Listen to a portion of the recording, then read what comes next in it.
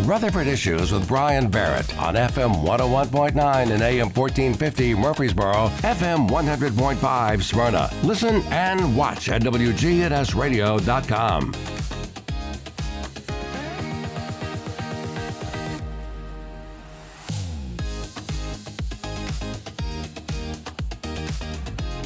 All right, friends, today's show is made possible by our friends over at Middle Tennessee Electric. And if you want to take charge of that energy bill, just download the free MyMTE app. Track your usage, pay bills, report outages right there from your phone. Today, joining us, Rutherford County Administrator of Elections, Alan Farley. And good to have you. Glad to be here, Brian. Do you ever get lonely in non-election years? Because, I mean, you've been here twice this week, and then all of a sudden it's 2 days in a row. You're a hot commodity. Well, this time of year is one of those that, hey, you can call me. I can respond in a second. Now, but sometimes in the off years, the odd number of years, we always have a lot of projects or have something kind of going. Yeah. But it stays, but it's not near as busy. I tell people when we interview, when we have a staff position open or something, we interview. I said our job is we go from 0 to 100 miles an hour, and then the day after the election we go back to 0, and then we go 100 miles an hour, and so it's just kind of off on, and so it's one of those that you have just enough time to catch your breath, and then you're ready to start into the next election. This is your busy year, obviously. Yes.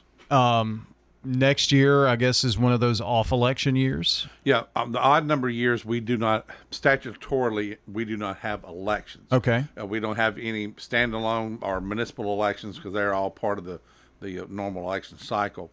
So what that allows us to do is really to get a lot of the administrative stuff, some of the filing with registrations, things of that nature, to get all that stuff done because it's just we drink out of a fire hose during the election cycle years, and so doing that, but also working on things, how we can make the process better, how we can be more efficient from a logistical standpoint, whether it's getting prepared for the elections, because really a lot of people think, oh, it's election time. We just open up the machines, roll them out, and vote, and roll them back in, and count them, and go home.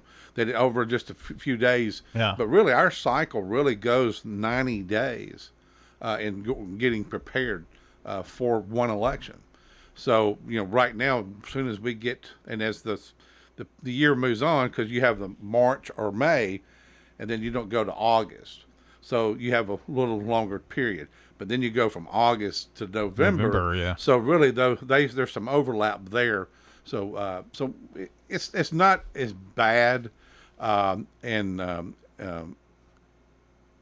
first part of the year, but when you get down here to the August and November, then and of course they threw in congressional redistricting as we were finishing up the May election, so we had to take on that part as well. So it's been a busy year. So I don't remember the year, Alan, but I know it was fairly recently.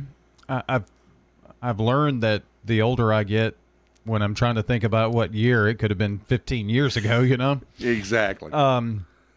But a few years ago, it was one of those odd numbered years where you actually went and testified before Congress about some of the things that we were doing here in Tennessee. Was that 23? That was actually... or 25. It wasn't 25. Let's see, this is 26. This is 26. 24 election. It was 23. It's hard to believe. Yeah. That's coming what I'm November. saying, yeah. This coming November will be 3 years. Wow. Because I was going to say last year, but right, I knew that probably wasn't right. Right. Yeah, it was November 23. Had an opportunity, was asked to go and testify before the United States Senate on election administration and kind of the, at that point we were still dealing with some of the issues of the November election. And so I was on a panel with the Secretary of State of Pennsylvania and the Secretary of State of Arizona, and then also the Secretary of State of Nebraska. And so they wanted a more frontline representation of kind of elections. And so they were kind of given, as I say, the 30,000-foot aerial view because of, they're representative of all the full state. But as far as that would be our Trey Hargett, for instance. Yeah. Exactly. And so it was quite an honor to do that, to kind of represent Rutherford County, Tennessee, and then plus kind of represent all the administrators, frontline folks. Yeah, but we were. I'm sure part of the reason that you were chosen is, we were kind of a guinea pig, a pilot with the. Vote centers and things of that nature. And there's got to be more of this looking into elections. I think the president's even called for that, and some of the legislation and wherever you've been on that, Democrat, Republican, or whatnot, to make. We've gotten it down to where it's pretty efficient here, at least. It is, and of course, and Senator Klobuchar, which was the chair of the Senate Rules Administration Committee, which actually was the ones that called the hearing. So they were looking at more of what was the federal approach to kind of solving problems. The Secretaries of State of Arizona and Pennsylvania, who were Republican administrators, Republican Secretaries of State, they were having to deal with issues because of the closeness of the election of 2020. And so there were some security measures and issues and things of that nature.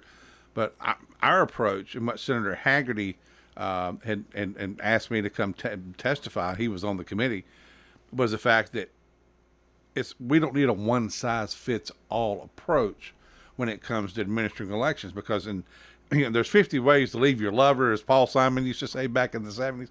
Well, there's also 50 ways to conduct elections, because elections are a state matter, state issue, because yes, we have federal elections, but out of all of the candidates that we have on our ballot, there's only one that we share in common with other states, and that's the presidency.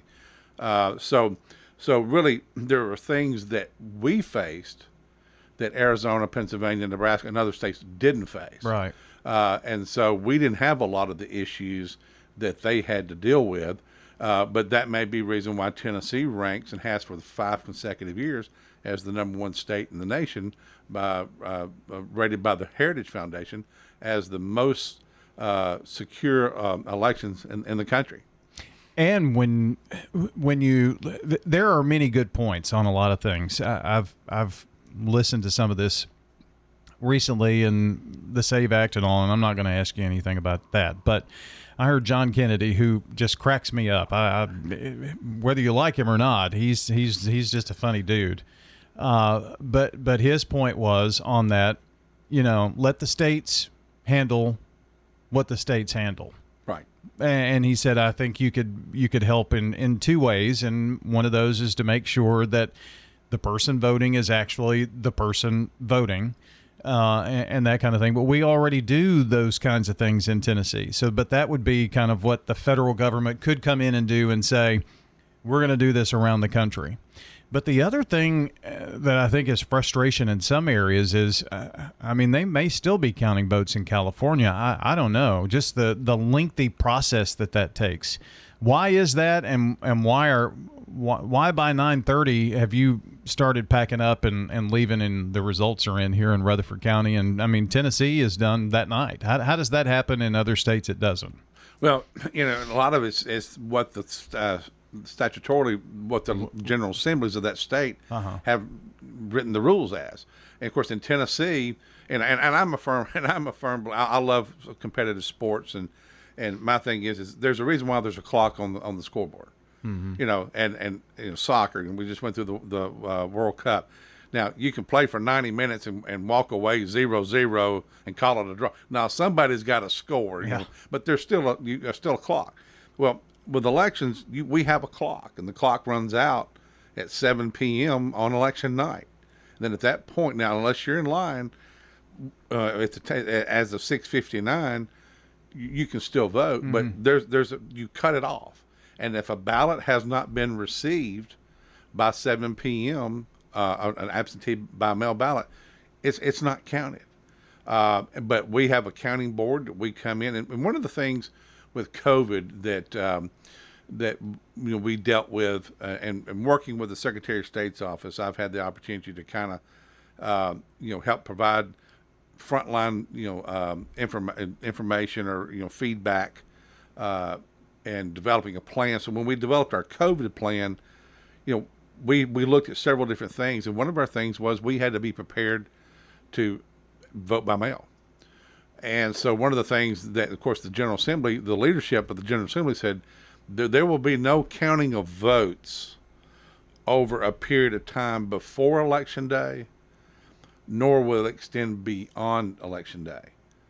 So it was one of those things, if we're thinking, we were prepared, we had 10,000 absentee by mail votes that election, which we typically in a presidential have about 1,800 before around that time. Oh, wow. That's a big increase. So it was a big, instead of having 10 people on a counting board, we had 48 people on a counting board, and we made it an all-day thing to go ahead and convene to get those numbers done. So we knew when we were done that night, we were done. Mm-hmm.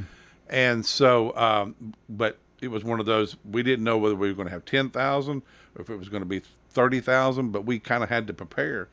But the General Assembly said, we're not going to extend the time clock. I mean, it was really, okay, they come in, you can, as of Election Day, you've got Election Day to get them counted. And so there's not. But in a state like California, they're counting for days and days and days. Correct. So that's the difference. Correct. There. That's the difference. Is what their state legislature will allow them to do, because we do have federal election laws, but the majority of the states state election law or state election laws, and a lot of times people will say, "Oh, I don't, why did y'all pass a lot of our laws?"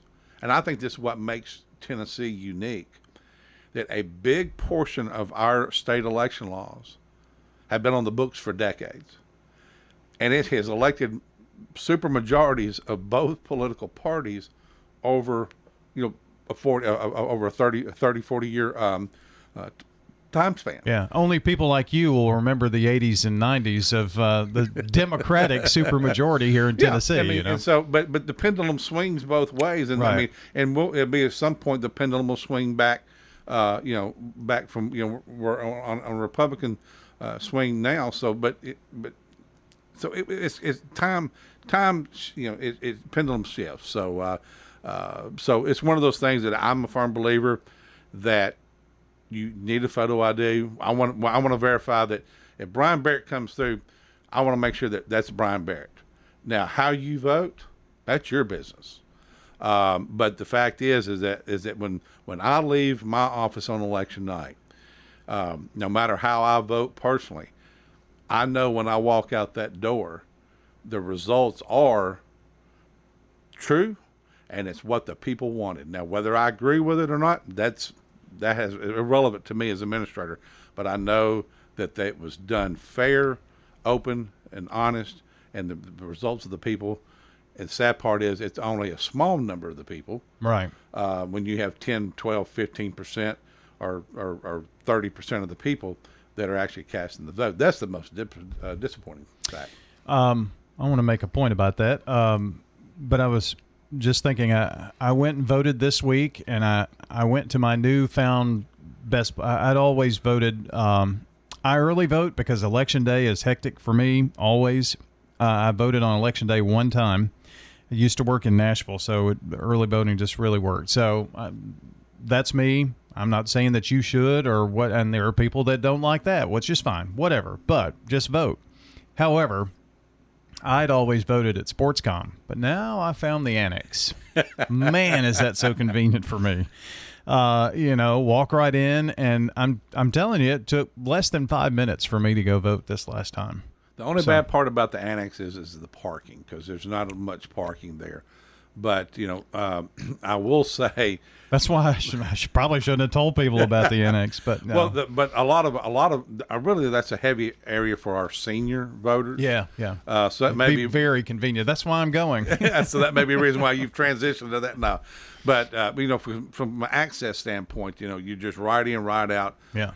There's not steps. There's not a huge incline. You just go straight in. So that's a very popular spot there for people. But a lot of people, of course, the parking downtown. I'm kind of looking forward when we do move over to the Bank of America building because that's going to give us some more, better opportunity to provide a larger venue for voting. So I think that will actually help and won't draw more traffic to the Vine Street, so that way you can still have your there you go. quick in, quick All out. right. So Vine Street's going to be one of those that still stays there, probably. Oh yes. Yeah. Yes. And Vine Street is kind of where you store, I guess, when we're not doing elections. Is that where vote machines and all that stuff happen? We have we some? Yeah, we have some of our equipment is there because from a strategic standpoint, election infrastructure is critical infrastructure. Based by the federal government. The Department of Homeland Security back in 2014, I guess it was, declared election infrastructure as critical infrastructure. So that's a certain level of security and different things. But there's some things that we don't have. You have to have a multitude of things to make the process work. But some things are stored some places, but sure, not everything's at the same place because of that. From a security standpoint. Yeah, you wouldn't want everything there because then, so that makes sense. You mentioned the voter turnout. The last election that we had, voter turnout was what, 10, 12%? Right, it was right at 11%, 12%. 12%. Typically, August won't even make that, right? Well, could it? Well, typically because we'll have we've got the state and federal primaries, right?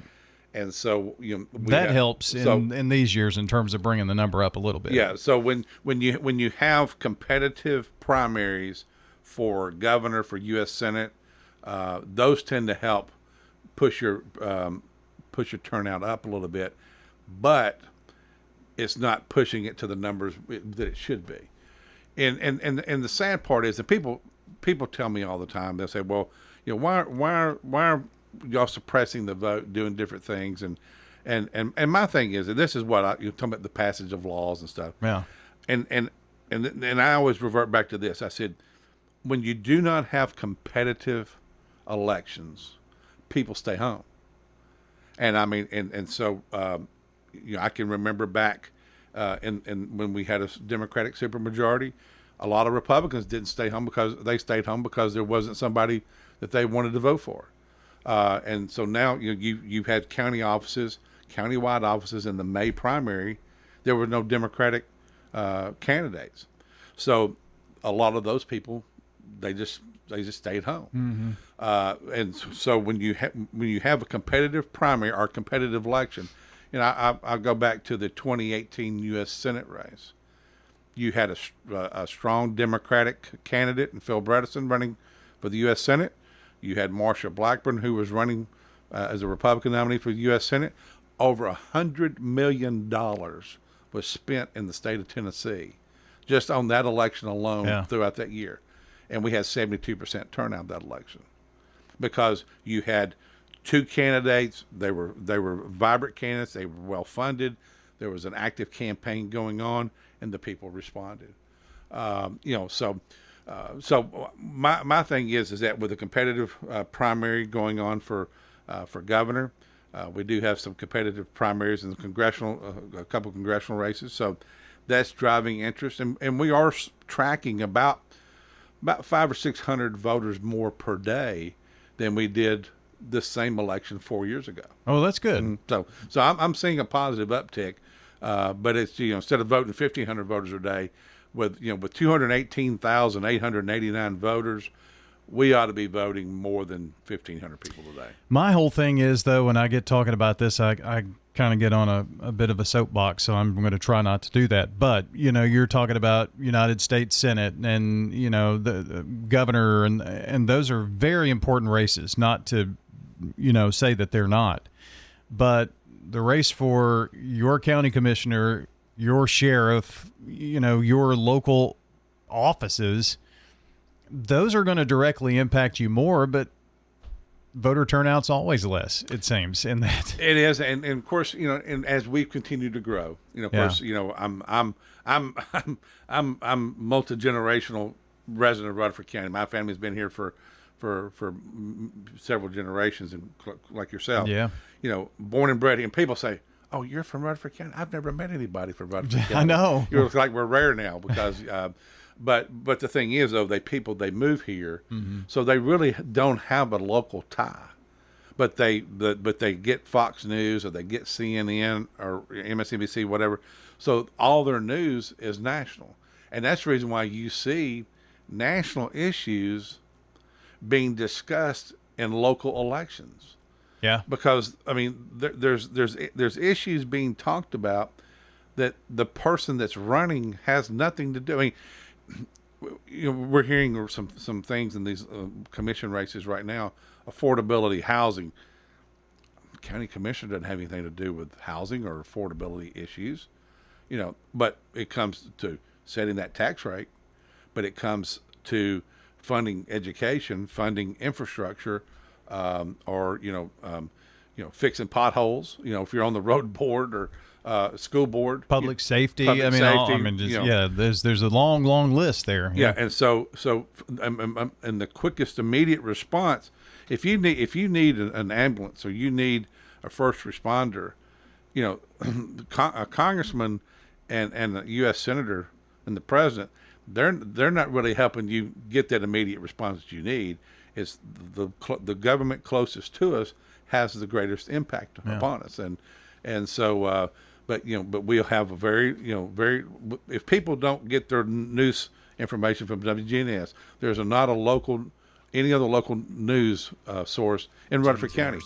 So from that standpoint, it's one of those things of they're not getting that information, so they're just not informed, so they just don't vote in local elections. One thing that is different about this county commission race that is coming up, for instance, of the 21 districts, only 4 are uncontested. So, you know, in recent years, I'd say that number's probably a little higher. So we are seeing, you know, an effort to bring some of those contested races. You've got municipal elections.